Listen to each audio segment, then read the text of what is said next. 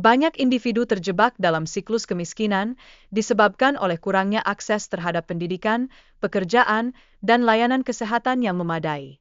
Fenomena ini tidak hanya memperburuk keadaan individu, tetapi juga memperparah kesenjangan sosial yang menganga di masyarakat. Ini adalah isu yang kompleks dan saling terkait, menciptakan lingkaran setan yang sulit untuk dipecahkan. Data terbaru menunjukkan bahwa pada Maret 2024, terdapat sekitar 25,22 juta orang miskin di Indonesia. Mereka tidak jarang berjuang keras untuk memenuhi kebutuhan sehari-hari dengan penghasilan yang seringkali sangat minim. Di tengah tantangan ini, kehidupan sehari-hari mereka terancam, menciptakan situasi di mana pemenuhan kebutuhan dasar menjadi sebuah perjuangan yang melelahkan. Dalam dunia kerja, orang-orang miskin seringkali dieksploitasi. Mereka menerima upah yang sangat rendah, dan dalam banyak kasus, terpaksa berhutang untuk memenuhi kebutuhan sehari-hari. Keadaan ini menjadikan mereka sangat rentan terhadap penipuan, membuat situasi mereka semakin sulit untuk diperbaiki. Terdapat kebutuhan mendesak untuk meningkatkan perlindungan bagi kelompok rentan ini. Selain itu, banyak orang miskin yang tidak menyadari bahwa foto mereka bisa dijual secara komersial, yang menciptakan kesenjangan antara mereka dan para penjual foto. Ketidakpahaman ini mencerminkan kurangnya kesadaran terhadap hak-hak pribadi yang seharusnya menjadi pengetahuan dasar bagi setiap individu. Apabila mereka memiliki akses terhadap informasi yang tepat, mungkin kondisi ini dapat berubah. Rendahnya tingkat pendidikan berkontribusi pada kurangnya keterampilan di kalangan orang miskin yang berpotensi menciptakan mentalitas mengemis. Dalam konteks ini, muncul pula fenomena konten kreator yang mengeksploitasi situasi mereka. Ini menimbulkan pertanyaan etis mengenai tanggung jawab sosial para konten kreator dalam memperlakukan orang-orang yang lebih lemah.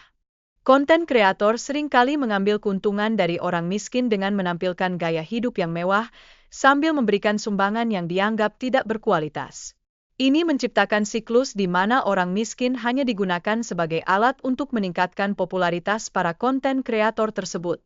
Hal ini tidak hanya mengeksploitasi mereka, tetapi juga dapat memperparah perasaan ketidakadilan di kalangan masyarakat. Banyak orang miskin lebih memilih untuk menyerah daripada menghadapi proses hukum yang mahal dan rumit. Dalam kondisi ini, mereka cenderung memilih untuk menggunakan uang yang ada untuk memenuhi kebutuhan sehari-hari daripada berupaya memperjuangkan hak-haknya. Ini menandakan bahwa akses terhadap keadilan menjadi tantangan tersendiri bagi mereka yang berada dalam posisi ekonomi yang lemah. Kasus Nenek Asani di Situbondo menjadi contoh nyata bagaimana ketidakadilan hukum dapat menimpa mereka yang kurang mampu. Dia dijatuhi hukuman berat meskipun tidak ada bukti yang kuat untuk mendukung dakwaan tersebut. Ini menggambarkan betapa rapuhnya sistem hukum bagi kelompok elit yang seringkali hanya menjadi korban dari kesalahan dan ketidakadilan. Ironisnya, orang miskin seringkali dihukum berat atas pencurian kecil, sementara para koruptor seringkali terhindar dari hukuman. Ini menunjukkan adanya perbedaan perlakuan dalam sistem hukum yang berlaku di Indonesia. Masyarakat seharusnya mendorong adanya reformasi dalam sistem hukum agar lebih adil dan tidak diskriminatif. Pendidikan adalah hak asasi yang seharusnya dimiliki oleh seluruh warga negara. Namun, banyak di antara mereka yang masih mengalami kesulitan untuk mengakses pendidikan yang memadai. Situasi ini semakin memperlebar kesenjangan yang ada di masyarakat, di mana mereka yang memiliki privilese akan terus maju, sementara yang tidak terpinggirkan semakin tersisih. Sistem hukum yang ada seringkali tidak berpihak kepada kelas ekonomi bawah, sehingga mereka mengalami kesulitan dalam memperjuangkan hak-hak mereka. Pembelaan hukum yang adil sangat diperlukan untuk mendorong terciptanya keadilan sosial. Tanpa itu, suara mereka akan terus terabaikan dalam masyarakat yang semakin kompetitif. Dalam menghadapi tantangan ini, peran masyarakat sangat penting untuk membantu masyarakat miskin agar lebih mandiri.